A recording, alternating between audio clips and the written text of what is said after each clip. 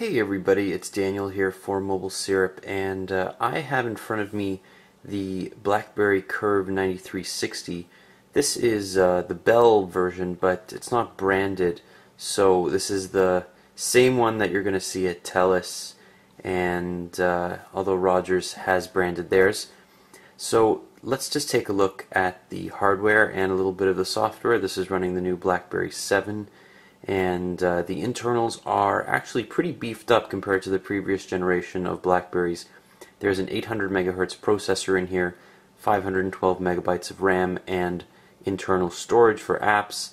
There's a 5 megapixel camera with a flash and a very high resolution screen of 480 by 360 at 2.44 inches. It's also only 11 millimeters thick, and it weighs less than 100 grams. So this is definitely the thinnest and lightest BlackBerry that has been released, at least in the full QWERTY form factor. And I have to say this is a great improvement over the 9300, the previous 3G Curve. You can see that the keyboard is very similar, but it also does not shake back and forth. It's very sturdy, and the screen is bright and vivid, with excellent contrast and text reproduction. So let's just take a look through the hardware. On the top of the device we have a 3.5 millimeter jack with the power button. On the front we have the notification light and speaker grill. We also have the 4 BlackBerry buttons and the touchpad. We have the keyboard here, and you can see it's actually quite shallow compared to previous Curve versions. And it's a little bit thinner. It's only 60 millimeters from this side to this side, 119 millimeters from this side to this side, and as I said, 11 millimeters here. So it's quite a thin device. On the left hand side we have the micro USB port and nothing else. On the bottom we have the microphone. On the right hand side we have the convenience button here, which sticks out a little bit more than previous Curves, and that's because the buttons themselves are actually very thin. You can see they're just little nubs there. So in order to make up for that, they're very easy to press by being a little bit elongated, but not too bad. On top of that we have the volume buttons, as well as a play and pause button here. So unlike previous versions of the Curve, instead of having separate volume and music controls, they've been integrated into the volume controls. You hold down the top button to go next, bottom button to go back, and play, pause right in the middle there. Very convenient.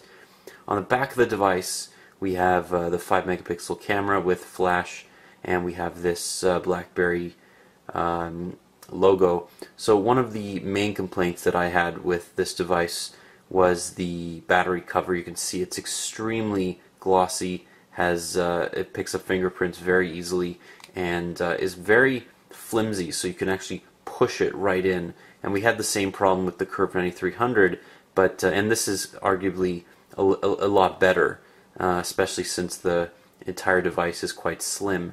But it's just ugly compared to the rest of the device, and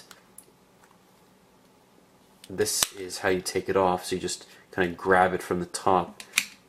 You can see the Bell SIM card in there. The EM1 battery is brand new to this device. No other devices use it as far as I know. It's a 1000 milliamp hour battery, but it does last quite a long time because this is a non-touchscreen device. You see the speaker at the bottom here. Not too bad, but definitely could be improved, although I do like the design.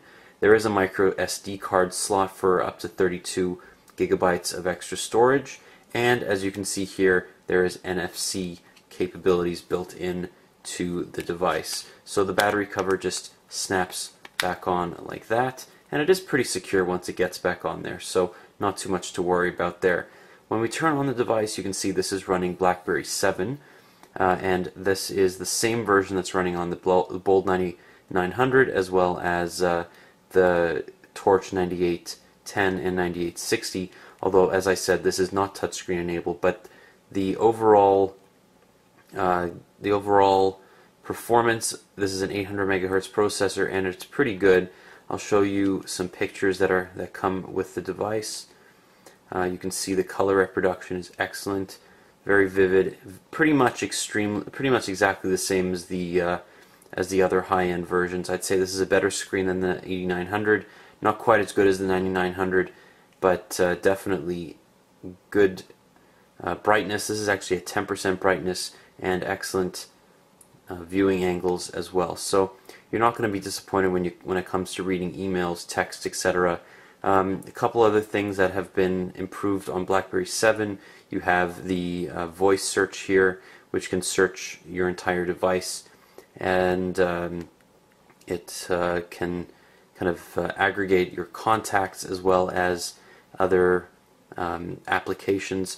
The new BlackBerry App World here, this is App World 3.0, and you can see it's much improved in terms of the design over the previous version, but unfortunately the number of apps still very much below that of other platforms. And what I don't quite understand is that it integrates playbook apps into your uninstalled portion here. Most of these I can't actually install, and I don't know how to filter them based on device, so I'm not sure why those are included there. They are under your BlackBerry account information, but it should be able to differentiate between BlackBerry and playbook apps. The other nice thing about the BlackBerry account is that once I logged into my BlackBerry account, it actually loaded up all my old email addresses and my BlackBerry Messenger list right from there. It also synced my Google contacts and my calendar right then and there. So that's actually a very nice feature that is new to BlackBerry 7 as far as I know. So let's just go over to mobilesyrup.com. Let's see if I'm typing that right. This is the new BlackBerry 7 browser. It's up to 40% faster than the BlackBerry 6 browser and 100% faster than the BlackBerry 5 browser. It's extremely HTML5 compliant, so you'll be able to watch HTML5 capable movies, as well as YouTube, which is all HTML5 encoded now. You see, pages do take quite a bit of time to load up. This is the desktop version of Mobile Syrup, but when they do load up, they're extremely accurately rendered, and zooming is pretty smooth. And for the most part, text realigns itself correctly. I'm not going to recommend you browse on this for long periods of time, because, as I said, it does take a little bit of time to load up, and it's still not, the greatest performer. Not as good as the higher end Bold 9900, Torch 9810, but this is definitely an improvement over somebody coming from a previous Curve.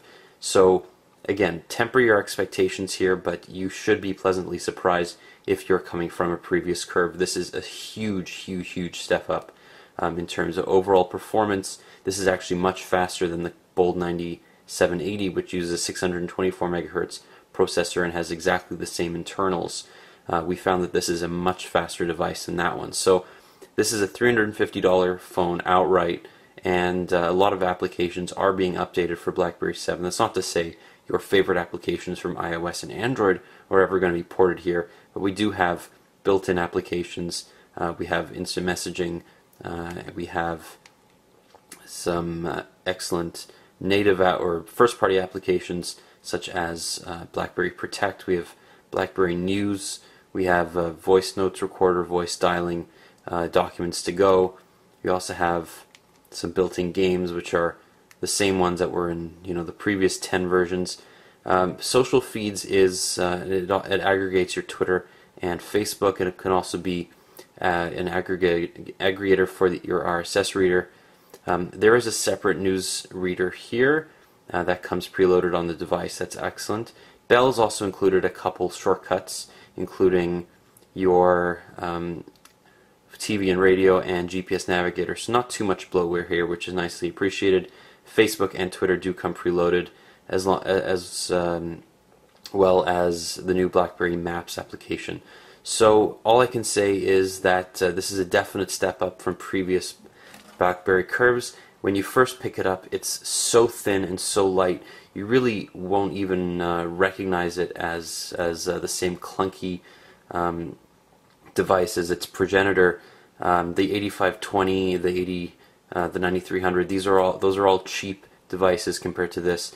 This one reminds me more of the 8830 mixed with the 8900. There's definitely care taken to increase the usability of this device. The keyboard is by far the best curved keyboard that we've used, and overall the touchpad over here is very sensitive and is definitely improved over previous versions, especially since BlackBerry 7 has been optimized for smoothness with liquid graphics. So if you are looking for a BlackBerry device and don't want to spend the egregious amount of money that they're charging for the Bold 9900, I actually would recommend this if you don't need a touchscreen device. The battery life is a lot longer in here, and overall I like the keyboard.